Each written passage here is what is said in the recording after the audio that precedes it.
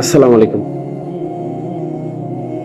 যারা বিদেশ যাওয়ার কথা বলিয়ে আপনার কাছ থেকে লাখ লাখ টাকা হাতিয়ে নিচ্ছে এবং আপনার সাথে প্রতারণা করছে, সেক্ষেত্রে কিভাবে আপনি আইনি পদক্ষেপ নেবেন এবং ওই ব্যক্তির নামে কি ধরনের মামলা দিবেন এবং কি কি আপনার করণীয়।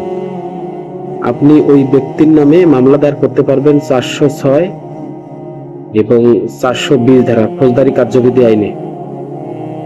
420 ধারায় স্পষ্ট বলা আছে যে আপনাকে বিভিন্নভাবে লোভ লালসা আপনার ইমোশনাল কাজে লাগিয়ে আপনাকে বোকা বানিয়ে টাকা নিয়ে আপনাকে বিভিন্নভাবে লোভ দেখিয়ে যখন আপনার কাছ থেকে আর্থিক টাকা লেনদেন করে এবং আপনাকে বোকা বানিয়ে সব টাকা নেওয়া হয়, সেক্ষেত্রে কিন্তু আপনি ওই ব্যক্তির নামে 406 ধারায় মামলা করতে পারবেন এবং 420 ধারায়, যাকে বলা হয় 420 20 ধারাও স্পষ্ট এইভাবে বলা আছে।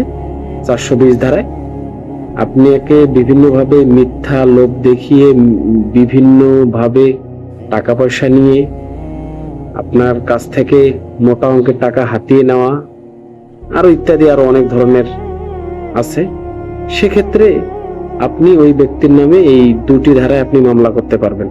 ওই ব্যক্তির উপযুক্ত ঠিকানা, কোথায় থাকে, কি করে, সবকিছু ডকুমেন্ট সংগ্রহ করে আপনি লিখিত অভিযোগ করতে পারবেন থানায় এবং কত টাকা দিয়েছেন এবং ওই ব্যক্তি কি কি আপনাকে বলছে, সব ধরনের ডকুমেন্ট গুলো নিয়ে আপনি ওই ব্যক্তির নামে মামলা করতে পারবেন।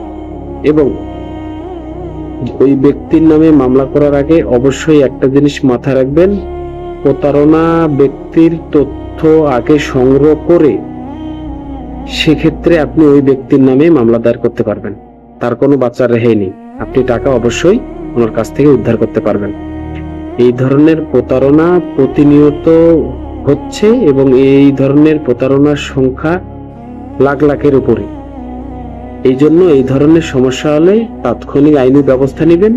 কোনোভাবে কোনো ব্যক্তিকে কখনো ছাড় দিবেন না, সে যেই হোক না কেন।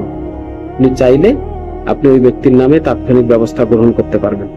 অবশ্যই সতর্ক থাকবেন এবং সত্য মিথ্যা যাচাই করে তারপর মানুষের সঙ্গে টাকা পয়সা বিষয়ে লেনদেন করবেন। অবশ্যই ভালো থাকবেন। ধন্যবাদ। আসসালামু আলাইকুম।